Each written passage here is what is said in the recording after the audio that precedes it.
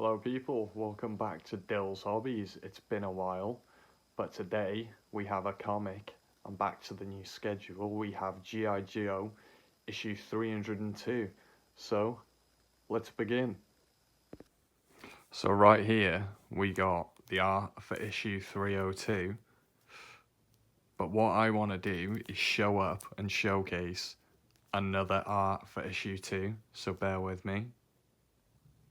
So behind this is another cover art, and the way I'm going to do it is, so we have there both variants, the sketch variant and the non-sketch variant.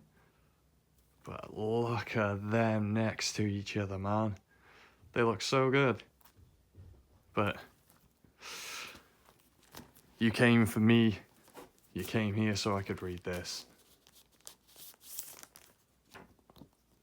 There is no covers on the back. That's a preview for Duke, but there is covers for next time.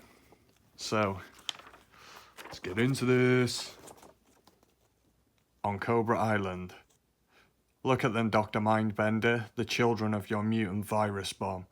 Once they were casino guests and Cobra troopers, and now they're truly red of tooth and claw. Attention, I have an announcement to make that I think you would all benefit from hearing. We're busy eating. Yeah, you ain't the boss of me no more. This is cool. Like zombies. Yes, we are transfigured and now possessed of dark and disgusting cravings, but we are not mindless monsters. We retain our faculties and sense of self. We are twice as strong as we used to be and feel no pain. Although we now have insatiable appetites for forbidden meat, we are also better equipped to fulfill those needs.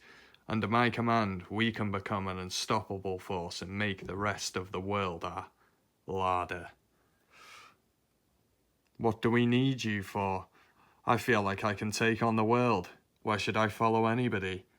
Yeah, what he said. Blam. Does that suffice as an answer? Grr, lunch is served. Uh-oh. This is quite fun. There is something to be said for organisation and a chain of command. If it is every hungry mutant for themselves, it is a zero-sum deathmatch melee, with a role victor starving. I am offering a way out of that dilemma. Ask away. I have a question, Mr. Serpentacan.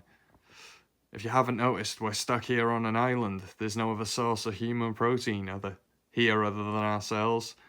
That is precisely why we are going to take over the entire Cobra operation and move to Springfield.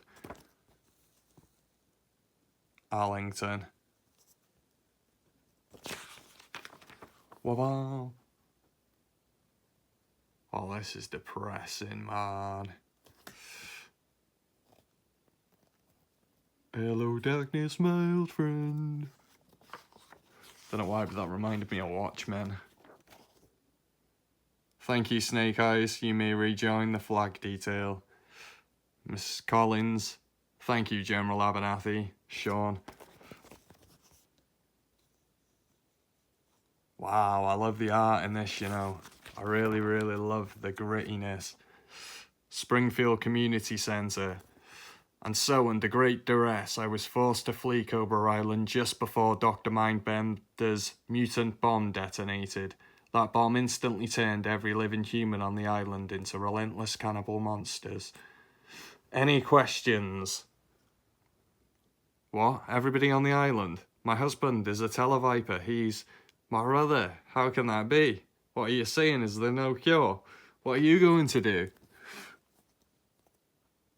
Is there any news of our daughter Dawn? My husband Dave? Fred 307, my father. Joseph Frey, he's a viper. My dad, both my parents, Uncle Bill. I will answer all your questions in due time, but there are other, more pressing matters at hand. It is more than certain that Serpentacan's next course of action will be an invasion and takeover of Springfield. What? This is quite fun. I am recalling all Cobra units from all our outposts and secret bases. We are going to mobilize our forces like they've never been mobilized before. We will fortify and entrench and make Serpinter Khan pay dearly for every inch. Springfield. Wow. Revanch HQ in New Jersey. Modified Bat 799, make your report. Are you and your fellow modified bats in constant our dome facility in Baton Rouge? Yes, Alpha 001. We escaped Cobra Island on the cruise ship directly prior to the detonation of the mutant virus device. We witnessed the explosion from the fantail. No operational bats were left behind. Some of our number are more accurately categorized as cyborgs rather than true androids. We have no idea what the effects of the mutant virus could be on them. Cool. Alpha 001, we are getting video feed from the hidden cams that the modified bats installed in the casino. Shunt it to the monitors. We shall expand those operations and cast our hungry eyes upon the rest of the world. Oh, I missed a bit. Once we have established ourselves in Springfield and taken over all the Cobra operations, we shall expand those operations and cast our hungry eyes upon the rest of the world. Oh, this is something we can exploit to the hilt. It looks like Ultron. In Utah at the G.I. Joe base known as the Pit underneath Camp Greer. So, Stalker, I'm curious about how Wade Collins rated an internment at Arlington, along with the G.I. Joe Honor Guard. After all, he was a former Cobra Crimson Guard. Well, Mongoose, it was a long time ago in the jungle halfway around the world. I was leading it team humping the PRC-25. Long-range recon patrol, radio. Wade was walking point and Snake Eyes was behind him with the hog. Ramon Escobedo and Dickie Saperstein brought up the rear. M16 machine gun. Okay. Charles popped a six-pack on a firefight on us. We saw Wade go down, wrote him off as KIA, and demorred out of Dodge. But he survived and set out the war in a horrific POW camp. He returned to the world where he was considered dangerous and unemployable, but there was one place that made him feel welcome. He became Fred the Crimson Guardsman, but he was still our brother when he confronted me and Snake Eyes at the wall in DC. We brought him home. Hawk pulled strings and set him and his adopted family up with new identities, and they one day his son Sean wrote a letter to Snake Eyes. And it came full circle. Damn, this is deep.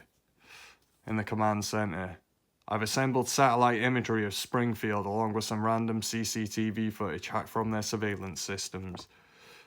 That looks like full-scale mobilization, mainframe. They're calling in all their outposts as well, Roadblock. Got anything on Cobra Island? Not directly, Duke. We are going to take over the entire Cobra operation and move to Springfield. But I hacked Revanch and found this. We should just sit back and watch them decimate each other. Don't let Dawn hear you say that. Point taken. This is dead good, man. Very, very good. In the Sierras. That rabbit stew smells delicious, Snake Eyes. I just wish I hadn't watched you sneak up behind them and break their necks. We have a visitor. Oh, it's one of Timber's progeny. Bearing a gift. Or maintaining a pact created years ago. Take him, Snake Eyes.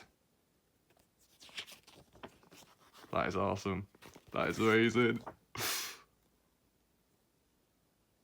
Scarlet, I want to tell you. Not now. Welcome to the pit. Oh, look at that, man. That's so awesome.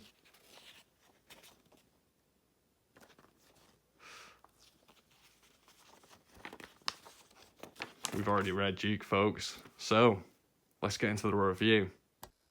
So I'd have rated that a 10. I hope you enjoyed it too. I'm really enjoying the graphics. The way they draw these comics, the way they illustrate them, sorry, are fucking fantastic. I just love the grittiness, like the rain in the background of some of them scenes in today's issue was fucking top tier.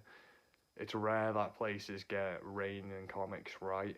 I feel like The Walking Dead did it well in the earlier issues when they're running around in Atlanta for the guns. That's one of my favourite cases of rain in a comic, but honestly, I loved it. I honestly loved it. I hope you enjoyed today's video. If you did, please like and subscribe. Drop a comment saying, well, whatever you want to say, really. But stay tuned for next time because I will be back now in full force.